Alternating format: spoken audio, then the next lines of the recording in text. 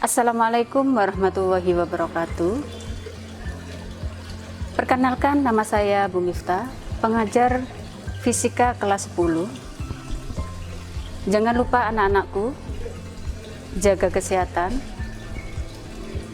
Di dalam pandemi COVID-19, jangan lupa selalu pakai masker dan di rumah saja. Pada pertemuan kali ini kita akan membahas tentang bab 1, yaitu hakikat fisika dan prosedur ilmiah. Kompetensi dasar yang harus kita capai yaitu menjelaskan hakikat ilmu fisika, metode ilmiah, keselamatan kerja di laboratorium, serta peran fisika dalam kehidupan. Jadi itu KD yang akan kita bahas pada bab 1, yaitu hakikat fisika dan prosedur ilmiah. Ada beberapa hal yang akan kita bahas. Yang pertama yaitu hakikat fisika, yang kedua metode ilmiah, yang ketiga yaitu keselamatan kerja. Yang pertama yaitu kita akan membahas tentang hakikat fisika. Fisika merupakan bagian dari ilmu pengetahuan alam yang lebih dikenal dengan sains. Sains ini merupakan ilmu yang mempelajari tentang fenomena alam yang diperoleh dari hasil pemikiran dan penyelidikan melalui keterampilan bereksperimen dengan penerapan metode ilmiah. Perlu kalian ketahui bahwa fisika memiliki banyak manfaat dalam kehidupan manusia. Fisika sangat mendukung dalam perkembangan teknologi, yaitu teknologi di berbagai bidang. Yang pertama, teknologi di bidang kedokteran dan kesehatan. Yang kedua, yaitu di bidang pertanian. Yang ketiga, di bidang transportasi. Yang keempat, di bidang industri. Yang kelima, di bidang komunikasi. Yang keenam, di bidang energi. Untuk yang pertama, yaitu di bidang kedokteran dan kesehatan. Di antaranya adalah yang pertama, yaitu sinar Röntgen. Sinar Röntgen ini digunakan untuk mendeteksi patah tulang. Itu yang pertama di bidang kedokteran dan kesehatan. Yang kedua, yaitu sinar laser. Sinar laser ini digunakan untuk memecahkan batu ginjal. Yang ketiga, USG. USG ini biasanya digunakan untuk mendeteksi kondisi bayi dalam rahim ibu hamil. Yang keempat yaitu sinar gamma, digunakan untuk proses sterilisasi alat bedah. Itu adalah penerapan fisika dalam bidang kedokteran dan kesehatan.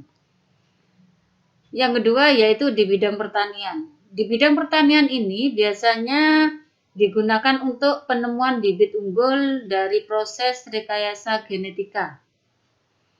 Itu yang pertama. Yang kedua yaitu digunakan untuk penciptaan peralatan pertanian yang membantu kerja petani. Itu adalah kegunaan fisika di bidang pertanian. Yang ketiga yaitu bidang transportasi. Nah, di bidang transportasi ini digunakan untuk pembuatan kereta maglev, yaitu menggunakan superkonduktor. Jadi yang digunakan adalah superkonduktor. Itu yang pertama. Yang kedua yaitu pembuatan kapal selam yang menerapkan hukum Archimedes. Itu kalau di bidang transportasi. Sekarang yang keempat di bidang industri. Nah, di bidang industri ini kegunaannya yaitu sebagai sonar dalam industri kelautan yang pertama. Yang kedua yaitu penggunaan gelombang akustik untuk mendeteksi kandungan gas atau minyak bumi biasanya di bidang industri. Yang ketiga yaitu penggunaan scanning ultrasonik. Ini digunakan untuk mendeteksi retak dalam struktur logam. Itu kalau di bidang industri. Sekarang yang berikutnya atau yang kelima yaitu di bidang komunikasi. Nah, di bidang komunikasi ini fisika digunakan untuk penggunaan gelombang elektromagnetik pada telepon genggam, biasanya pada HP. Itu yang pertama. Yang kedua yaitu penggunaan fiber optik untuk jaringan internet. Ini kalau di bidang komunikasi. Yang ketiga yaitu digunakan untuk prinsip pengiriman data melalui satelit. Jadi itu adalah kegunaannya di bidang komunikasi. Sekarang yang terakhir yaitu di bidang energi. Nah, di bidang energi ini biasanya digunakan yang pertama sebagai generator penghasil energi listrik. Yang kedua yaitu digunakan untuk unsur radioaktif sebagai reaktor nuklir. Yang ketiga yaitu digunakan sel surya sebagai energi alternatif. Jadi itu adalah kegunaan teknologi di bidang fisika. Yang kedua yaitu kita membahas tentang metode ilmiah. Di metode ilmiah ini kita akan mempelajari tentang langkah kerja yang dilakukan para peneliti dalam menjawab suatu permasalahan. Adapun langkah-langkah metode ilmiah, yang pertama yaitu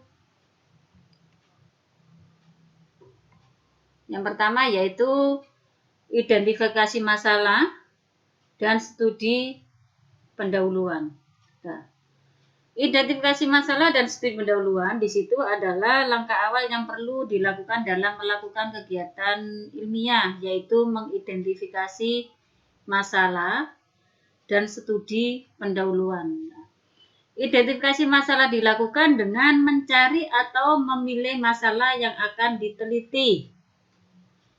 Nah, permasalahan ini biasanya dapat diwujudkan melalui tindakan sengaja maupun tindakan tidak disengaja. Itu adalah identifikasi masalah dan studi pendahuluan.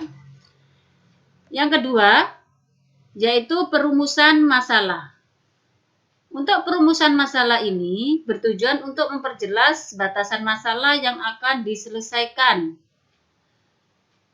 Di dalam penulisan perumusan masalah dapat dituliskan dalam kalimat tanya. Jika masalah telah ditemukan, selanjutnya dirumuskan tujuan penelitian. Nah,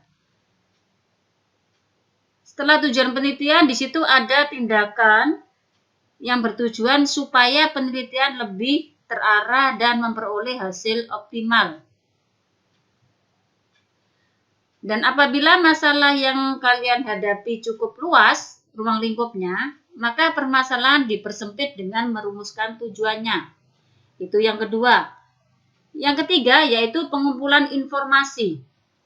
Pengumpulan informasi ini bertujuan memperoleh pengetahuan dan informasi baik berupa teori, konsep maupun hasil.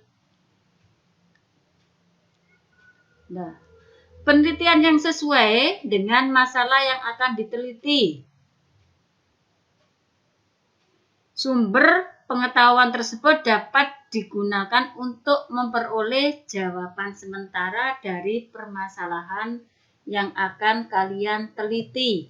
Itu adalah pengumpulan informasi. Yang keempat yaitu pengajuan hipotesis. Nah, pengajuan hipotesis ini merupakan jawaban sementara. Jawaban sementara dari apa? Yaitu dari permasalahan yang diajukan. Hipotesis yang bersifat teoritis biasanya, sehingga harus diuji kebenarannya. Itu adalah cara pengajuan hipotesis. Yang kelima yaitu melakukan eksperimen. Dalam melakukan eksperimen, ini biasanya hipotesis yang diajukan harus diuji kebenarannya, yaitu dengan melakukan eksperimen. Sebelum kalian melakukan eksperimen, biasanya alat dan bahan yang digunakan itu ditentukan terlebih dahulu. Nah, di dalam eksperimen juga perlu adanya berbagai variabel, yaitu ada variabel bebas, ada variabel terikat, ada variabel kontrol, dan ada variabel pengganggu. Yang keenam adalah analisis data. Cara menganalisis data yaitu data diperoleh dari hasil eksperimen. Yaitu data hasil eksperimen dapat kalian bedakan menjadi dua, yaitu data kualitatif dan data kuantitatif. Nah, kalau data kualitatif itu adalah data yang tidak disajikan dalam bentuk angka. Nah, kalau data kuantitatif itu adalah data yang disajikan dalam bentuk angka. Jadi harus bisa membedakan antara data kuantitatif dan data kualitatif untuk menganalisis data. Yang terakhir atau yang ketujuh yaitu pengambilan kesimpulan. Dalam pengambilan kesimpulan itu harus mengacu pada hasil eksperimen. Yaitu terdapat dua kemungkinan dalam pengambilan kesimpulan, yaitu kemungkinan hipotesis diterima dan kemungkinan hipotesis ditolak. Itu adalah cara pengambilan kesimpulan. Yang ketiga yaitu kita membahas tentang keselamatan kerja. Untuk keselamatan kerja, terutama keselamatan kerja di laboratorium, itu sangat penting bagi semua pihak, yaitu keselamatan kerja, yaitu menyangkut semua unsur yang terkait, baik secara subjek maupun secara objek. Nah, tujuan dari keselamatan kerja yaitu untuk melindungi praktikan dalam melaksanakan praktek. Itu yang utama. Nah, ada beberapa keselamatan kerja yang perlu diperhatikan atau yang perlu kalian perhatikan. Yang pertama adalah mentaati segala peraturan yang ada di laboratorium.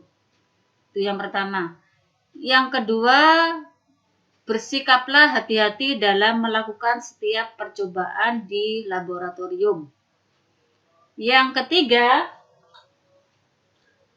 perlakukan secara khusus alat-alat yang berhubungan dengan gelas, kaca, ataupun listrik. Yang keempat, berhati-hatilah dalam menggunakan alat yang berbahan kimia. Yang kelima,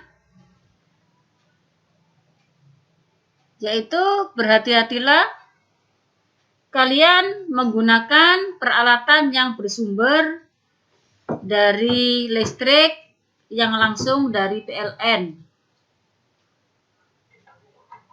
Yang terakhir, yaitu jika kalian melakukan percobaan dengan menggunakan api atau pembakar spiritus, kalian matikan apinya jika percobaan telah selesai.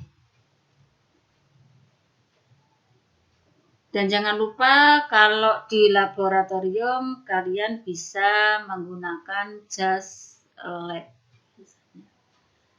Jadi itu keselamatan kerja yang harus kalian perhatikan sebelum kalian masuk ke dalam laboratorium. Jangan lupa sebelum masuk kalian harus tahu tata tertib apa yang diberikan sebelum kalian masuk ke dalam laboratorium.